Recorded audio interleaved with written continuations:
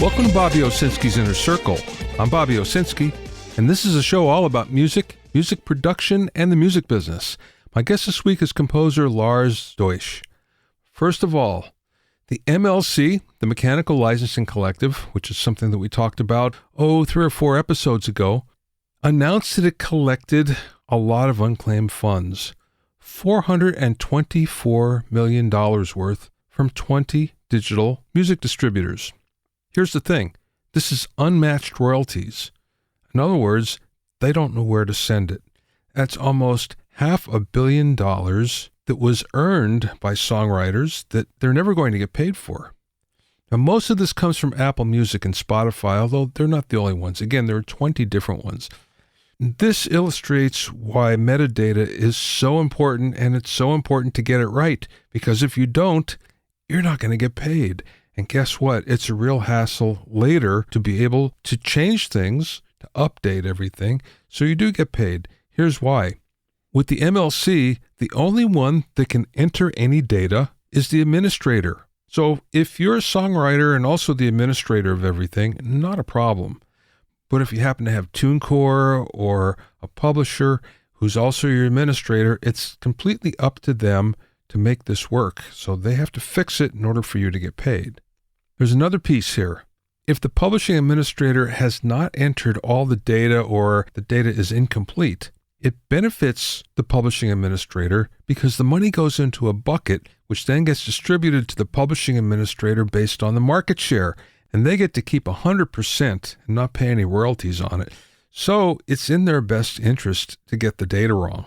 Just to clarify, if you are a self-published songwriter, you are a person who wrote the song, who owns the song, and you're responsible for licensing and collecting the money, well, then you can go to the MLC. You should be signed up already if you're not, and you can make any changes and hopefully get paid.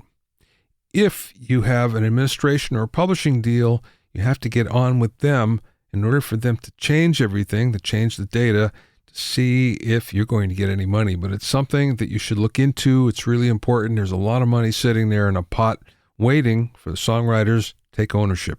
If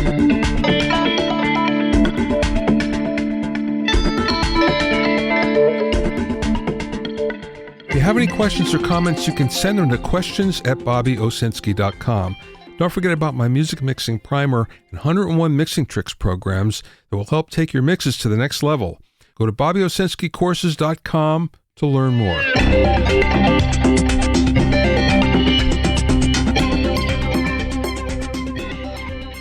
One of the best things about music is when we have, what many call happy accidents. So in other words, all of a sudden you hear a song, you hear a sound, there's a patch on a synthesizer, there's a sound in your guitar that gives you new inspiration. We all look forward to things like that. One of the ways that a lot of people, especially keyboard players, get this is through arpeggiators. And arpeggiators, at least modern ones, have something called a random mode. That random mode will actually spit something out that you never would have thought of. And hopefully that will give you that spark, that light bulb that will go off. Well, synthesizers have actually gone beyond that somewhat. You can also have new patches generated in a different way from random parameters. And there's a couple of synths that do that. The Korg Op6 and the Wave Station both do that. So in other words, you'll have new patches that will pop up from this particular feature that hopefully will inspire you. Well, sometimes it gets too random and too out there. We got to dial it back. So a lot of the new synthesizers are coming out with something called probability. And what this allows you to do is assign a percentage on the events that will occur each time. So in other words, you can dial it in so there's an 80% chance that a certain note will play each time the sequence plays. And things like that actually work a little better when you get your arms around the sequence and make it a little less random. Now, we can take both randomization and probability another step. Brian Eno, and everybody knows Brian Eno. If you're in the music business, you know all about him, and you also know that he's somewhat of a free thinker and an outside-the-box thinker. Well, he does something called generative music, and it's a different type of randomization. So what you basically do is you give the program, some parameters, and then you just let it go and it creates within the parameters that you gave it. If you want to check this out, you actually can, because guess what? Brian Eno and his collaborator have put something out called Bloom. This has actually been on the market for about 10 years, but it's an iPhone app. I think it's only about $3.99, so it's fairly reasonable. You can also look at something called Endel, E-N-D-E-L. So Bloom and Endel, if you want to look at generative music. This may be a new way to go when it comes to randomization, although Brian Eno thought of it a long time ago.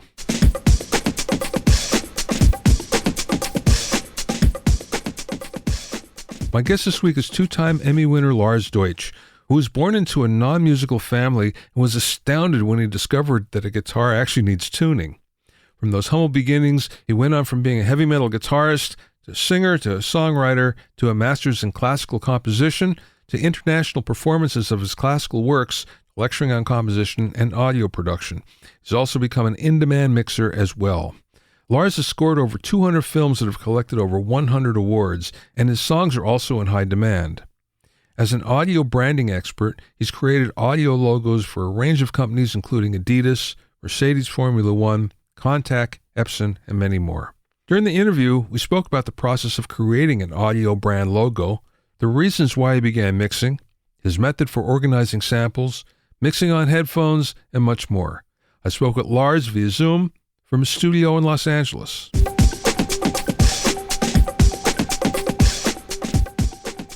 How did you get started in the business? I understand that you grew up in a family that wasn't musical. Not at all. My dad is a car dealer, and I grew up in a village of 130 people in the middle of nowhere in Germany. I always liked music, and my bio, like this kind of like joke in there where, you know, like I played guitar for 2 years and then I found out the guitar needs tuning. That is actually true. And I still remember to this day when somebody explained to me, you can actually tune that thing. It was a revelation. And I was drawn to it, and I went to, Germany's a little more relaxed. You can go to concerts when you're younger. And I just, you know, like I at some point, I went to a rock show and just so got me, and I started playing guitar like crazy. And it was just on the tail end of me being this huge metalhead and listening to Yngwie Malmsteen. And then, you know, I thought I would be this guitar hero and all, you know, all of these things. And very quickly moved into be more interested in the writing and the storytelling. And I don't know why, very early on, I had a feeling that in order to do this well, I should really learn classical music, which is, my parents don't understand how that happened. I really don't know why I was thinking that, but it was very lucky I did. And I started practicing and, you know, like basically aiming for a degree in classical music as somebody who didn't have parents who are music teachers, and who was not a virtuoso at a young age or something like this. And it was just then a lot of practicing, a lot of learning, and I was lucky I made it all the way to study classical composition. It must have been difficult for you to get the language and vocabulary of classical music, especially coming from metal, where, I mean, just the history alone could take a lifetime to learn. So how did you deal with that? So I am very hardworking, and I'm obsessive, and I don't like to lose. And that's 80% of the story, really. But I had a guitar teacher at some point. Then I pivoted to classical music, and I tried to pick up as much as I could. But I was also lucky. I wrote a piece there was a wonderful opera singer in my hometown, and I wrote a piece that was essentially modal for 2 solo voices and synthesizer, and it was just winging. Like I just did this by ear. And that really, really helped to open the door to a classical degree, because one of the professors really liked that piece. And then it's one of those things. I showed up last minute in the semester. I was accepted last minute. And there were a lot of people who in the first year were far ahead of me with the language, with the experience. And it took about a year or so until I felt more comfortable. Was this in the UK? Yeah, that was in London. Yeah.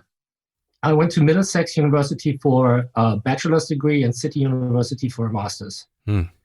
And City is basically Guildhall. Guildhall doesn't have, or Guildhall used to have a master's degree, and then when I went, they didn't have anymore. So basically, the Guildhall undergraduate people would often transfer to City. I don't know exactly how they're connected, but that was basically it. Yeah. So you felt like you were behind everybody, and I could understand that, when you first started. What did you do to catch up? I mean, I love learning. I do care. And I listened and practiced and soaked up every book. And that was when like the teacher suggests a book in passing and says, well, this one is only available in this one library in London. And I was the student who went to that one library in London, and basically you couldn't take it out. And I stayed the day, read the book and learned my stuff. And so it was just a lot of hard work. And it was also, I don't know, like I understood I was behind. I think that helps a lot. So I wasn't high and mighty about it. I was just very, very excited and lucky to be there. And that really helps. When you left school, how did you get started then as a professional? So after doing classical music for 5.5 years full-time, and a lot of it avant-garde music, I just wanted to do that kind of big, fun pop album, and I wanted my distorted guitars back. And so I went back home to Germany, and I basically, I did the odd teaching gig here and there, and, played in bands and did a couple of things that didn't really go very far. And then I got a position as a lecturer. And so I taught basically harmony, melody, composition, and every now and then a little bit of early music education and a little bit of guitar. And while I did this, I started to work on my film Contac. So I, basically offered every film student to score their music for free, score their film for free. And I've done a lot of really, really bad short films. And and then I want to say 1 or 2 years in, I found somebody in Berlin who was working on a commercial, and I really liked it was like a PSA. And I really thought the script was really funny. And I don't know, I applied for it, I got it, I scored it. And then it was the first time that something I did had a major actor on it, and then it played in the cinema. And that was a big deal. Very excited. And a couple of weeks later, I had my first premiere of something else, and they had moved my score around, not where it was intended to be, and messed up some technical things, and it was just horrific. So my first really positive experience in the cinema and the really horrific experience were very close to each other.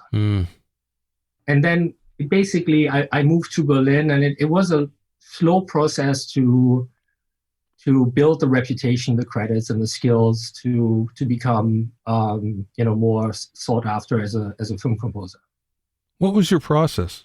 There's so many people that want to be a film composer, and many of them follow much of the same footsteps, doing whatever, student films and whatever they can.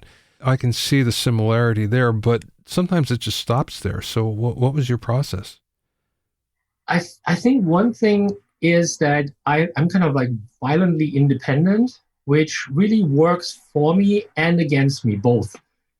And I'm a storyteller, so I just happen to be use music and now as well as sound to storytell. So relatively early on, when I still was learning and when I still made a lot of beginner's mistakes, I already made a lot of calls which are really, really about the story, where I kind of like sacrificed the beauty of the music, and where I didn't score to look good, but I scored to make the film work. And I think that if you are a storyteller as a filmmaker, and you see that somebody is really 100% on your side and not out for themselves, that makes a big difference. So between me being able to serve their film and willing to basically do everything to just be there for them, and working really hard. I think that's kind of that's the trick. But it's also, when we talk here, this is like we just spend a minute on this, but it's also, 10 years in real life. So it's more persistence than genius. I have a friend, Chris Boardman, who's also a film composer, and he did a major film with Mel Gibson. I can't think of the name of it right off the top, but I saw the film before I met Chris. And years later, I kind of discovered that he did the score. And I said to him, I don't remember anything from it. And he said, "Oh, thank you. That's the best compliment you could give me." Yeah, that's true. I love movies, and I'm friends with a lot of filmmakers. I've produced a couple of music videos, and I feel confident in that medium as well. And if I go and see a movie, I don't want to have a score battling for attention. Every now and then I think, oh, this is an interesting choice that serves the film. And then I remember it. That's like 1 out of 100 films I see. And that's great. But usually if something catches my attention with the score, that's not a good sign. So yeah, I agree with what your friend says there. Like it's something when you teach film composition and also mixing for film, it's this almost like you imagine you have a real stage where the actors are acting, and then the orchestra or whatever you use is somewhere far behind the stage. And it's also kind of like a mixing process. And I think that people watch Star Wars or something like this, and they hear the big theme, and they think that's film music. But most of the time, film music is that quiet stuff that happens 500 feet behind the stage. And so to do that well and to hit the story points without calling too much attention to yourself is very important. I know you've done a lot of commercials as well, and musical logos, brand logos, things like that. That's a different mindset doing that from film scoring. It's very different, and my workflow is completely different. And what I found works for me is that anything that is longer and bigger. So I wrote a classical piano piece that at some point it would have been performed at the National Opera Hall in New York last year without COVID. But that's a 20-minute piece, so there's a real architecture behind that. So with that, working on that, it's a matter of drawing up charts and planning out something really big.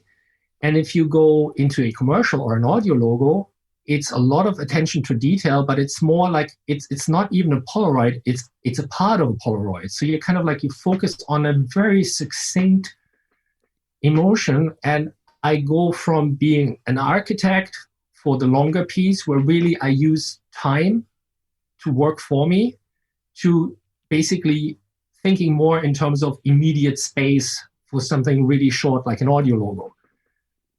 And what I try when I can, when they have when a company has a voiceover, like a professional voiceover that they use on a regular basis, and there was one company where we casted people all around the world, I try to build an audio logo where that person saying the name of the company is basically the landing point, the end of it. So I'm kind of writing 70% of the music, and the last 30% is just somebody saying the name of the company. And I kind of try to mold these sound design, post-production, and composition into one.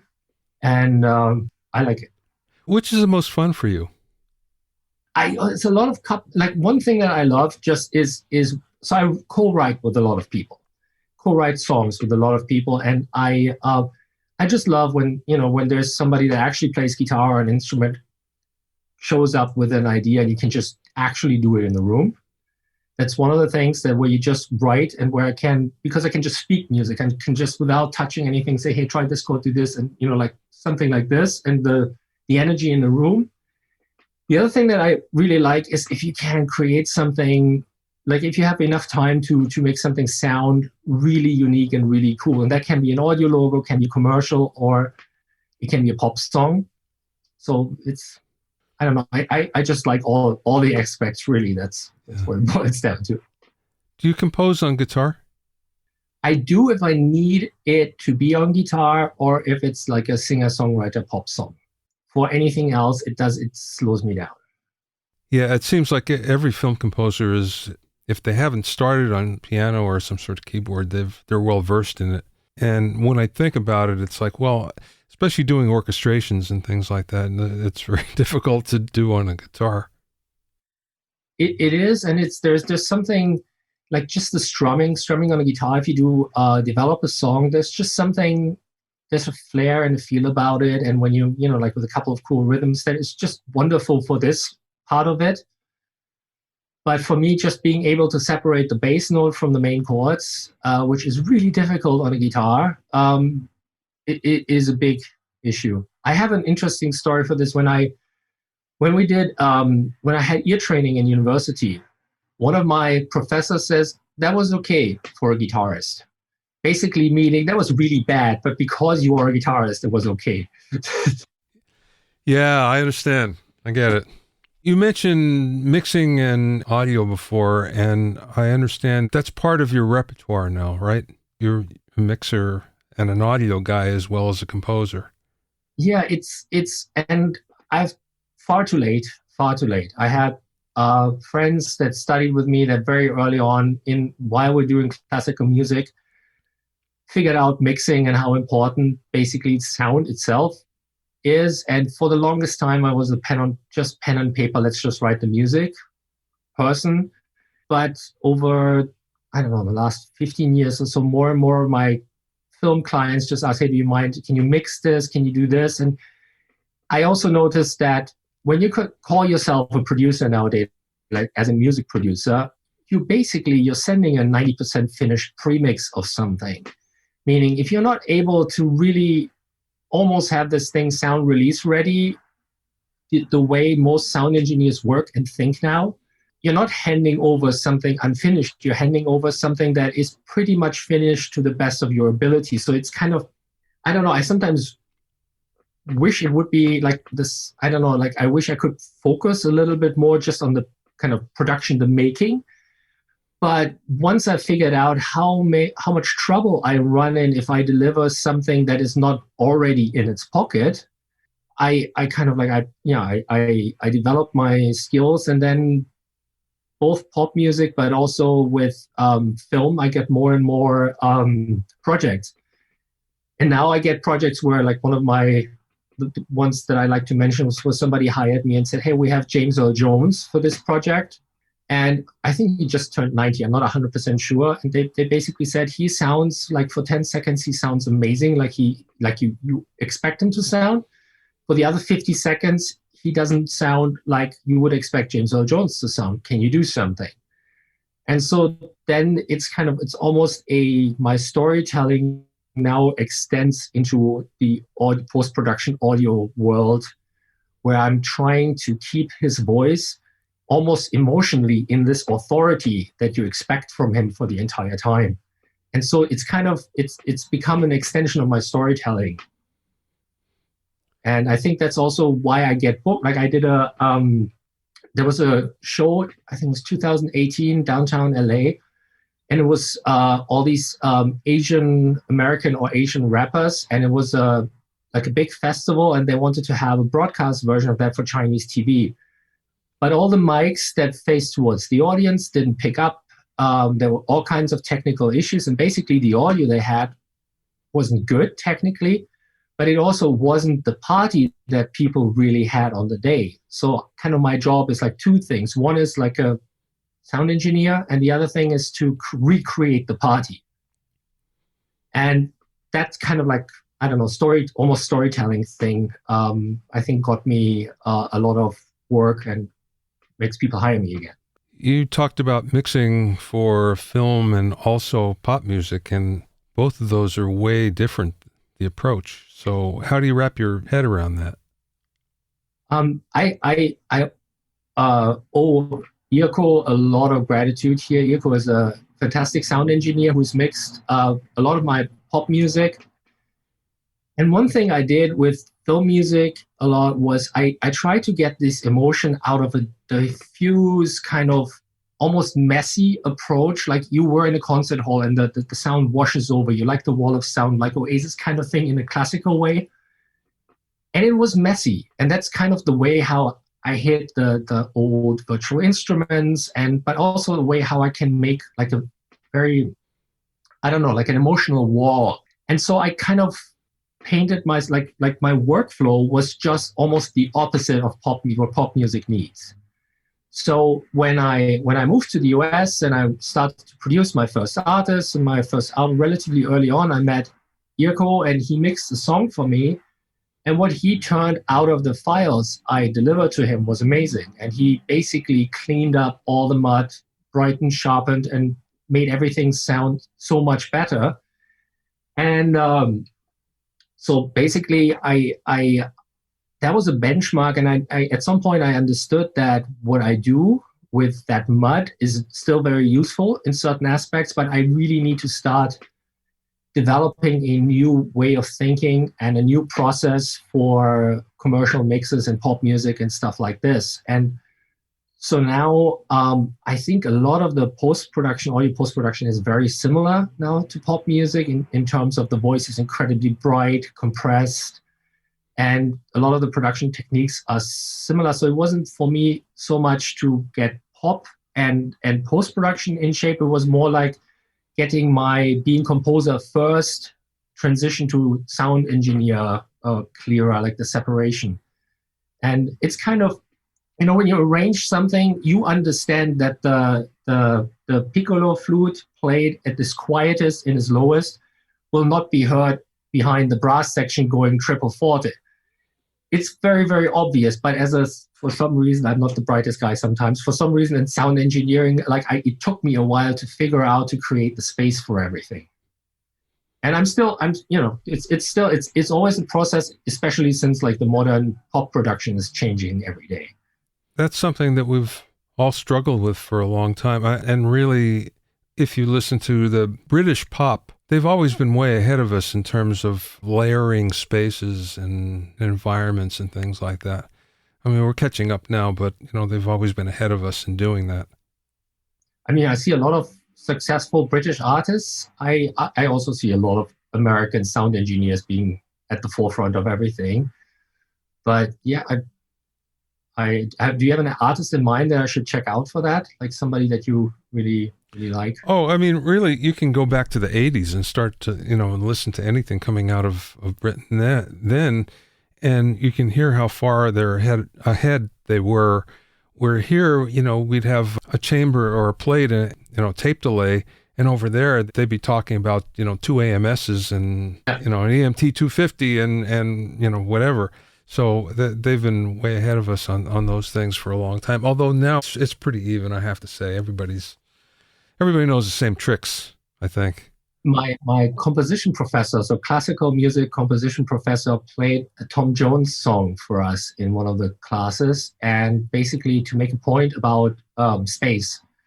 And he said, like, so what size of room is this snare in? Where is his voice in? And this and that. And basically just to make us aware of spatial, placing. And I thought it was really interesting. And I think to this day, I'm still overdoing this. I think I have 10 reverbs. I have the new Mac Pro just so I can run all the crazy stuff.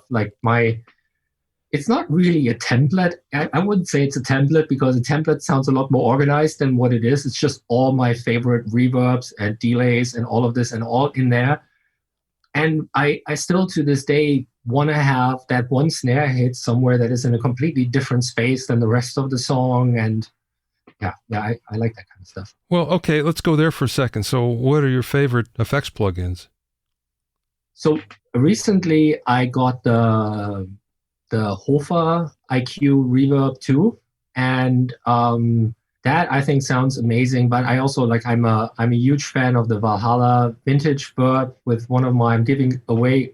One of my favorite things on the planet is to have the verse in the 70s set up and then open up to the modern in the chorus, like automated. And it's just because the 70s makes everything so heavy and thick, and it's such an easy but beautiful trick to just like blow the roof off. I think everybody that works a lot with audio is tremendously thankful that there is Sooth or Sooth 2 now, which is amazing. I'm a big fan of to take something that's not as well known, maybe the newfangled audio stuff. All of it, I think, is excellent. And it has its very own sound that I really, really like. And we have a song on this artist, Amina, we're first single is coming out for this album, but there's a song on there where I use a lot of short strings and prepared piano, and it all sounds good, and it all sounds like a band in a room. And then I use this basically really heavy transient shaping mastering plug only on the string section, but like totally overdo it, and it sharpens everything. So these are real samples of real instruments that all live and breathe, but this plugin tightens that up and gives it a crunchiness and a explosiveness which I really enjoy. So I'm a big fan of that. What else? I've been using Altiverb for all my audio posts for a long time, which I really like. FabFilter Q3 is on pretty much everything. Barry Rudolph showed me Transformers, and I so wanted to buy his Transformer box. He wouldn't sell it, and then I found out that the guy who gave him the Transformers actually has a plugin with the exact Transformer in it, so that Kazrock True Iron is fabulous, isn't it? Yeah, it's fabulous, and on strings, to make strings heavy, it's fantastic. So, and the other one I use for that is Saturn 2, which I think is amazing as well. FabFilter. I think that's, and then there's all kinds of course, samples, like sample banks. No end to the sample banks. Well, yeah, let's go there for a second. So, I know budgets are a problem for many people these days, unless you're on a major film or something high budget. What sample libraries are you using? What are your favorites? So one thing that has been incredibly useful for me is Addictive Drums XO, which is basically it organizes all your drum samples into this visual cloud, and then you can switch through them really quickly. And I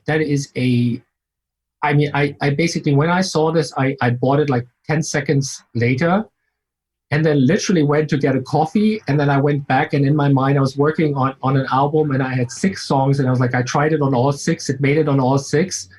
And I think that's a really great way to organize samples. When it comes to the classical stuff, I really like orchestral tools.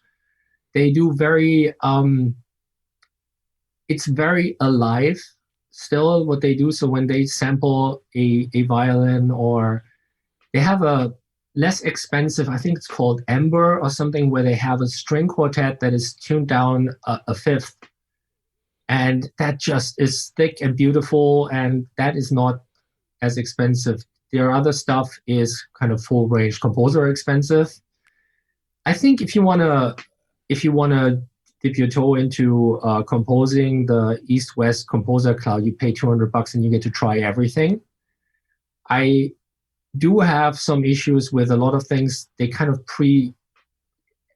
contain everything in this cloud of their reverb and the compression or something. So you kind of sometimes need to free those samples a little bit.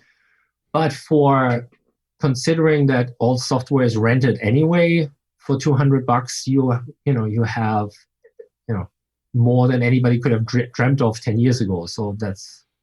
I read somewhere that you do a lot of your mixing on headphones. Are you using something like Abbey Road Studio 3 from Waves or something like that?